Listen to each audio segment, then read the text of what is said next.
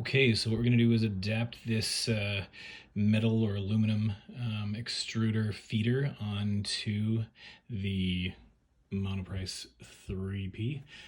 So I've already got ahead and taken off the existing extruder. It's super simple. Here's what it looks like when it's off.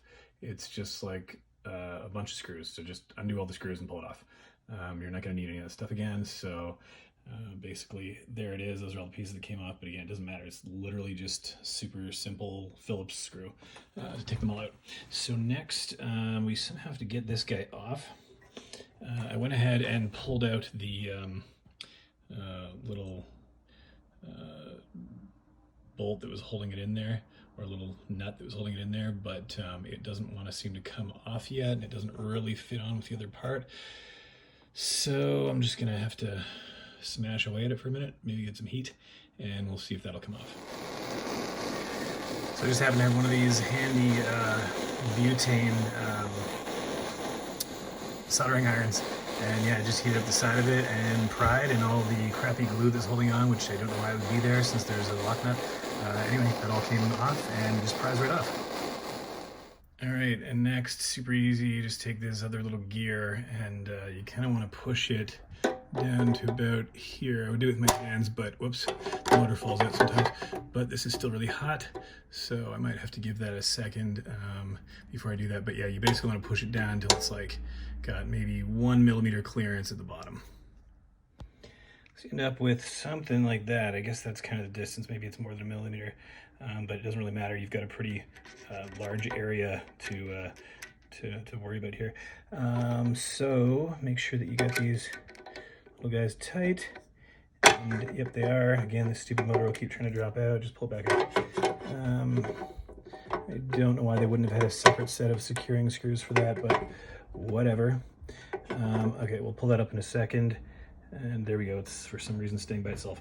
And then we start to put on the other pieces. All right, it's already laid out the screws that we need here, so super simple, right? We got these round ones here, and we got the flathead one here, and then there's gonna be another flathead one for here once it's on. But this looks pretty simple. So we'll go ahead and put it on here. Don't really have to line it up all that much. It's pretty easy, I think. Okay, I'm gonna need another hand. So I'm gonna stop filming and do it and show this in a second. Okay, so now those are all snug. That was pretty easy. And then we go ahead and just take this guy, the arm, and you've got the stuff laid out like this. Actually, I have to fix one thing because the lock washer is supposed to go on the top of that little wheel, and I've got it on the bottom. So I'm just gonna swap that out, and then you can screw that one in, the one right by my thumb, pretty much as far as it goes, and that's what the spring's gonna hook onto, so that one's pretty easy. All right, and I actually adjusted this a little bit height-wise, but what you can see is that now the gear pretty much completely covers that little feed hole, so, I mean, you pretty much can't go wrong with that, because that's where the feed's gonna go. So now let's go ahead, and we're just gonna grab this piece. Pretty simple, all you need is to put that little spring on there. And let's get it up here. And I'll put that in there. Really easy to have that spring in there.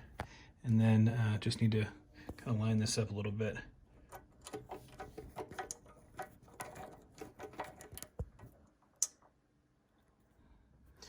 And I found I did have to compress the spring a little bit to get that one to drop in, but pretty easy. And then tighten, tighten, tighten. That seems like the longest one. That's pretty tight. That is good to go. And that is it, guys. It looks pretty simple, right? Now we've got this. You can go ahead and put your feet in. I'm gonna not put my line back in here just yet because I wanna make sure that the actual filament comes through properly. I always take this off every time I'm feeding in a new filament because I find otherwise it gets jammed or you get some kind of weird bend. But yeah, that's pretty much it. So I'm going to try a test print now, and let's see if I need to make any adjustments in Cura. I assume that I will because it looks like the old guy here that was doing the feeding, it's still hot, wow, is kind of like that weird inner groove thing, and it's a little bit different sizing than what you got here. So I assume there's gonna be some difference in the feed and I have to make some kind of adjustment. I don't think it's the same amount of teeth or anything like that either. So yeah, I'll see if there's anybody else that's got some instructions on that. Otherwise, I'll just try printing like 5 or 10 times and see which one, what setting works, and I will post the setting in the comments. Thanks, everybody. So here's the first test print. Yeah, you can see it's turning nicely. It seems to be feeding really well, this really nice gold stuff that I got here. And yeah, it's doing it. It looks a little thick. So I'm wondering if it's extruding too much right now, but I'm gonna let it finish this thing and see how it looks. And if it's now good, I'll just change some settings around and I guess make it extrude a little bit slower. So I think that might be the only risk, is that it's extruding too much. Definitely not too little, but we'll see what it looks like.